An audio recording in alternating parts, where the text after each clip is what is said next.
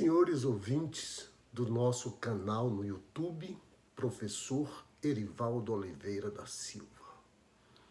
Bom, hoje nós vamos falar sobre mais uma etapa da evolução da administração pública no Brasil. E vamos falar do período entre 1967 até 1994. Nós vimos que em 1964 acontece a ditadura militar. E falei também no nosso vídeo anterior sobre a reforma bancária, onde foi criado o Banco Central do Brasil, foi criada a correção monetária, o crédito subsidiado da agricultura, que vamos falar mais um pouco ainda hoje. Bom, a ditadura se instala de maneira sanguinária, de maneira dura. E uma ditadura se faz as reformas que bem quer e entende. Teve momentos do Congresso Nacional estar fechado, como no AI-5, que acontece no dia 13 de dezembro de 1968, como ocorreu o recesso também em 1974, presidente Ernesto Geisel. Bom, em 1967, o então governo, o primeiro governo da ditadura, o governo de Humberto de Alencar Castelo Branco, promove uma reforma administrativa. E esta reforma administrativa é feita através do Decreto-Lei 200. Esse Decreto-Lei 200 altera muitas coisas na administração pública do Brasil. O Decreto-Lei 200, ele cria o PPA, o Plano Plurianual.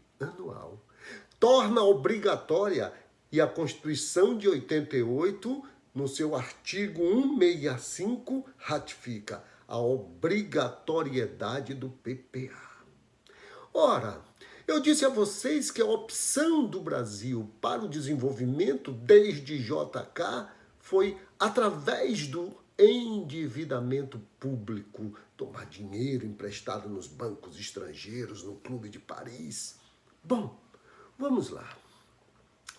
Mas em 1967, o governo brasileiro era da confiança do capitalismo internacional, dos Estados Unidos da América, tanto que quem faz a reforma bancária no Brasil em 1965 é a Missão Rockefeller. A Missão Rockefeller, do maior banqueiro do mundo à época, e veio para o Brasil fazer a reforma bancária. Bom, vamos lá. Em 1967 começam as guerras no Oriente. O Brasil, que dependia do endividamento público, de empréstimo de bancos estrangeiros, e o Brasil continuava a gastar recursos públicos em mais estatais. Bom, em 1967 começa a guerra no Oriente Médio. Israel, Egito, os árabes, começa a grande guerra. E os Estados Unidos mergulhados numa guerra que durou uma década, a Guerra do Vietnã. E gastando muitos recursos na Guerra do Vietnã.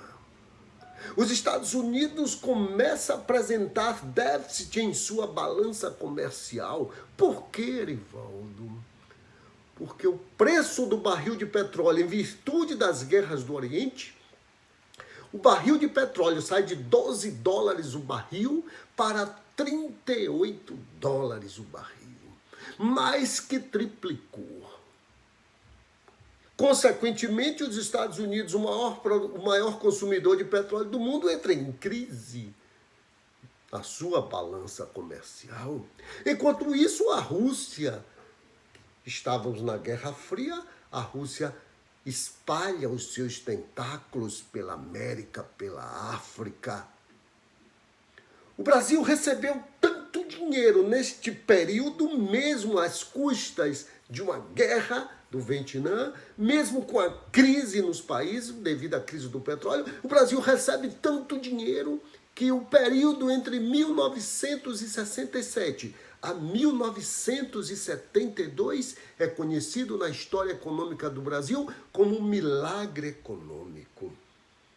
E o então poderoso ministro Antônio Delfim Neto, ele dizia que tinha que fazer o bolo crescer para poder repartir. Só que o bolo solou, queimou e ninguém viu um pedaço. A concentração de renda cada vez mais violenta no Brasil. As desigualdades aumentavam a cada dia. A crise é tão violenta. E os Estados Unidos, com medo da expansão soviética, mas não deixava de financiar aqueles países periféricos que ele tinha interesse para não se entregar sem culpa nos braços dos comunistas. Em 1972, os Estados Unidos decreta o fim do padrão ouro. O que é o padrão ouro? Você só pode emitir moeda se você tiver o equivalente em ouro depositado no Banco Central. Os Estados Unidos fez, vocês vão levar o ouro de quem? Não meu. E aí acaba com o padrão ouro. É a partir desse período que a inflação volta a escalar os países periféricos. A crise é violenta nos Estados Unidos. A década de 70, de 1971 até 1979, é permeada de crise. Enquanto o Brasil estava mergulhado na sua burocracia imensa, num Estado gigantesco. Em 1979, os Estados Unidos da América elegem para presidente Ronald Reagan e a Inglaterra elege Margaret Thatcher. Os dois com a missão: implantar o neoliberalismo no mundo. Os dois desregulamenta a economia. Coloca a implantação do liberalismo, do neoliberalismo, como o objetivo maior dos seus governos. E começa a espalhar essas ideias pelo mundo. A Dama de Ferro e o cowboy Ronald Reagan. Bom, fizeram grandes reformas. Você vai ver que depois ele obriga que todos os países do mundo também façam adesão ao neoliberalismo. Enquanto, em 1979, o mundo começa a fazer suas reformas neoliberais, dando fim ao estado do bem-estar social. Olha o que é que acontece no Brasil. Em 1979, o Brasil elege o último dos ditadores, João Batista de Oliveira Figueiredo, o último presidente da ditadura militar. E João Batista Figueiredo agiu como se nada tivesse acontecendo no mundo. O Brasil com mais de 1.500 empresas estatais, o Brasil gigante, o Brasil com a pretensão de ser gigante, mas só que ele esqueceu que não tinha mais financiamento. Aí a ditadura começa a fazer, como a gente diz no popular, começa a fazer água. Começa a ser minada. E os ratos começam a pular do porão. Olha só. A crise é tão violenta que o Brasil, em 1982, no governo de João Batista de Oliveira Figueiredo, é obrigado a decretar moratória. O que é moratória? É você dizer aos países do mundo que não vai pagar os compromissos externos. Devo, não nego, pago quando puder. E o Brasil decretou moratória em 1982. O ano de 1982 também é marcado pela eleição direta para governadores dos estados, que não acontecia desde 1962. 20 anos sem eleição para governador. E as eleições de 82 mostrou um Brasil com vontade de mudança. Ora, a ditadura começa a minar O povo pedindo eleições diretas. O Estado ainda gigantesco. Agências do Banco do Brasil em tudo que é lugar desse país. Bom, eis que, em 1983, a emenda de Dante de Oliveira, um deputado do estado do Mato Grosso, não passa no Congresso Nacional. O Brasil chora. A gente tinha que jogar o jogo das eleições em 1985 para presidente da República no campo do adversário. E onde era o campo do adversário? O Congresso Nacional, porque as eleições se davam de forma indireta. Com um grande volume que fizemos nas diretas já, fomos jogar no campo do adversário. E ganhamos de goleada. O Brasil fez uma chapa, a oposição fez uma chapa, liderado por Tancredo de Almeida Neves, e como vice, José Sarney. O candidato da ditadura militar fora Paulo Salim Maluf. Perdeu feio para Tancredo Neves. Sarney é egresso da Arena, egresso, né, do partido que dava sustentação no Congresso à ditadura militar. Existiam dois partidos, a Arena e o MDB. A Arena, Aliança Renovadora Nacional, e o MDB, que está aí até hoje, Movimento Democrático Brasileiro, que no seu guarda-chuva cabia todos os partidos de esquerda, PCdoB, PCB. Por quê? Porque os outros partidos todos estavam na ilegalidade. E o MDB foi a casa de todos. Ok? Vamos lá. E aí começa no dia 15 de março de 1985, seria a posse de Tancredo Neves.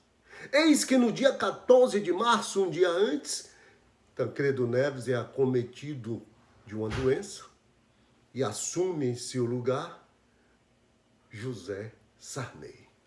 Tancredo ficou convalescente do dia 14 de março até o dia 21 de abril de 1985, quando veio a falecer. Aí, José Sarney assume de vez. Tancredo Neves já tinha denominado como seria chamado o governo a partir daquele período. E a história do Brasil registra a nova república.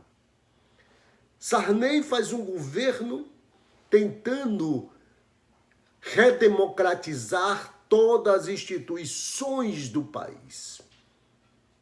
O MDB, que fez a luta contra a ditadura, e lá atrás Delfim Neto dizia que o bolo tinha que crescer para repartir, e eu já disse que o bolo cresceu, queimou, solou e ninguém viu um pedaço.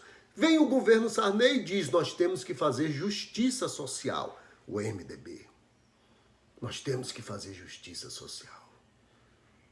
E o nome, o slogan do governo Sarney fora tudo pelo social. Milhares de programas sociais foram criados, Vale Leite, Vale Alimentação, Vale Gás. Foram vários programas sociais criados naquele período. Era tudo pelo social.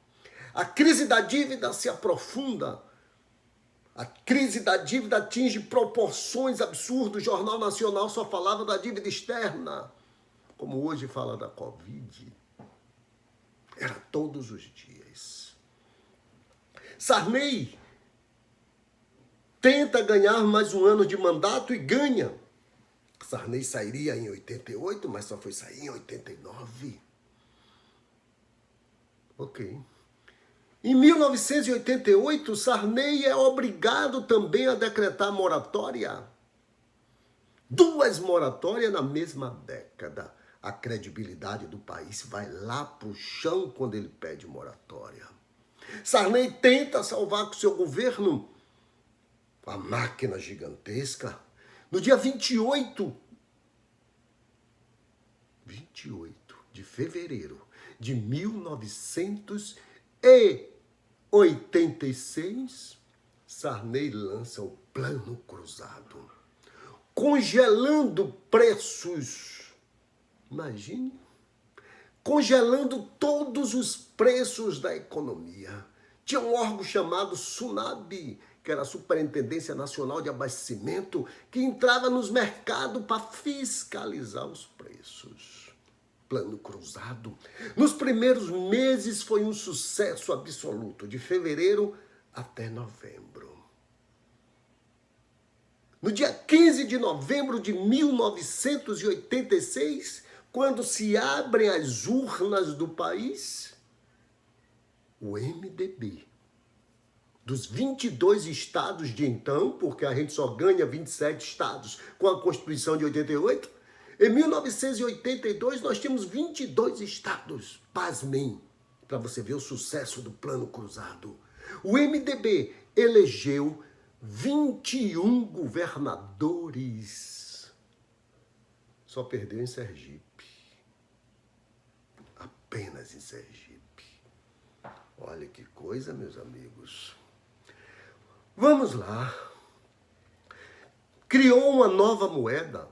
Sair de cruzeiro para cruzado.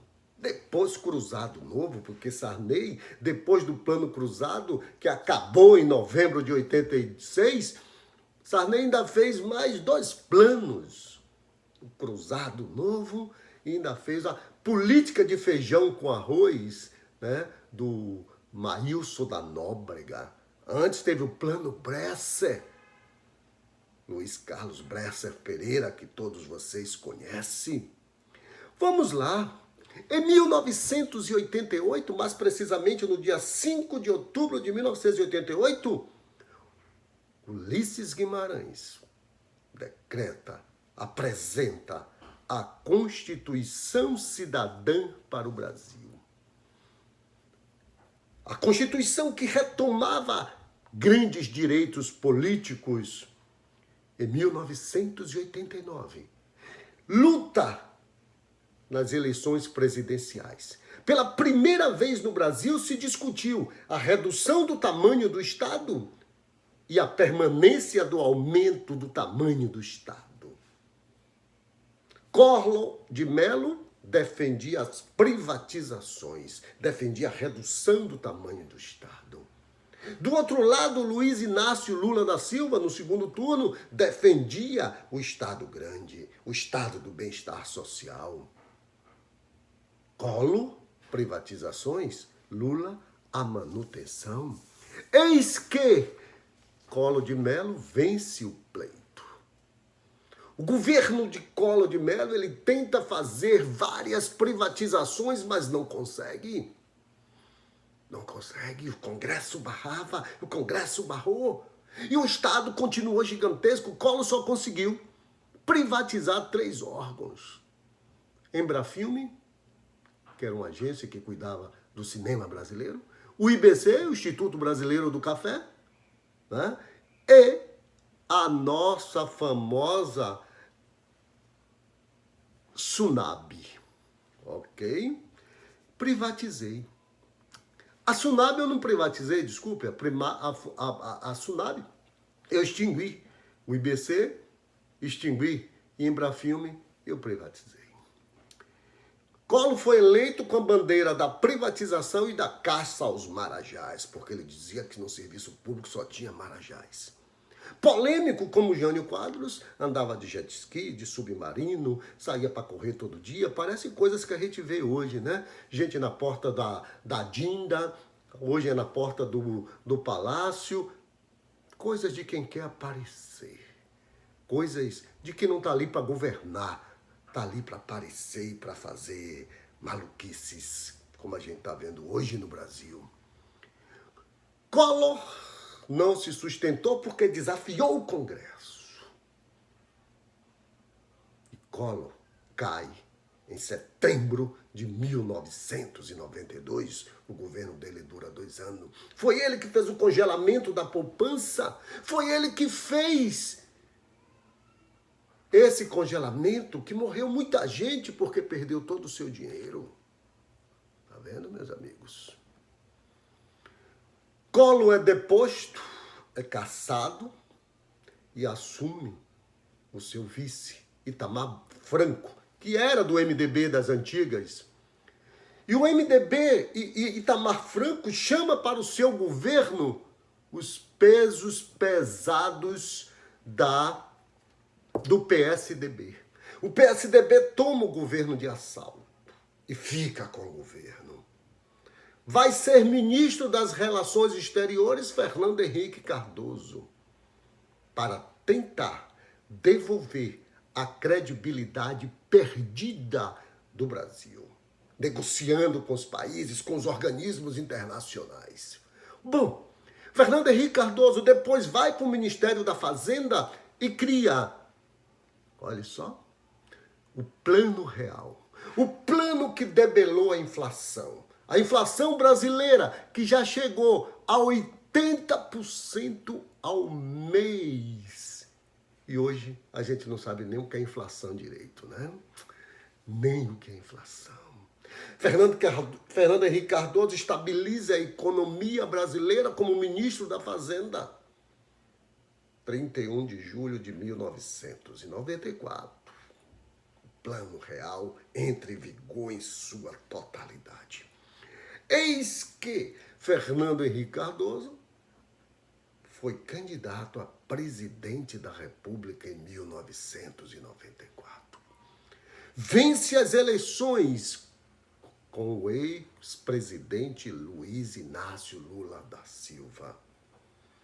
Vence as eleições, cria o MARI, que é o Ministério da Administração e Reforma do Estado. Por que reforma do Estado? Porque o Estado era gigantesco, ele precisava diminuir o tamanho, e ele dizia isso todos os dias na campanha eleitoral, que ia diminuir o tamanho do Estado brasileiro, mas as pessoas não entendiam onde era essa diminuição. Essa diminuição era na implantação do neoliberalismo. Ele acaba com o Ministério da Administração. Quando Bresser Pereira assume, Bresser Pereira é um caso genial, porque é o único ministro que que ocupou um ministério para acabar esse ministério, que era o MARI, o Ministério da Administração e Reforma do Estado. E aí Bresser faz todo o processo de reforma do Estado, diminui o tamanho do Estado, que Fernando Henrique Cardoso conseguiu privatizar, grandes coisas, e começa nessa etapa o Estado gerencial moderno, o Estado focado em resultados, o Estado focado em programas, o Estado focado em projetos, o Estado focado em especialista em políticas públicas e gestão governamental. Então, o nosso próximo assunto será sobre a implantação desse Estado, o Estado gerencial brasileiro. Muitas coisas se perderam no caminho, mas estão aí para a gente resgatar e implantar um grande Estado nesse Brasil. Então, eu vou ficando por aqui. Até o nosso próximo encontro, quando a gente falará sobre a reeleição de Fernando Henrique Cardoso em 1998, o desmonte do Estado brasileiro, as privatizações e a implantação do Estado gerencial moderno, que na França foi feito em 1950. A gente levou simplesmente mais de 45 anos para implantar o Estado gerencial moderno. Não liberalismo. O liberalismo foi implantado, nesse governo de FHC. Mas a gente vai discutir no nosso próximo encontro. Fique com Deus. Um grande abraço a todos.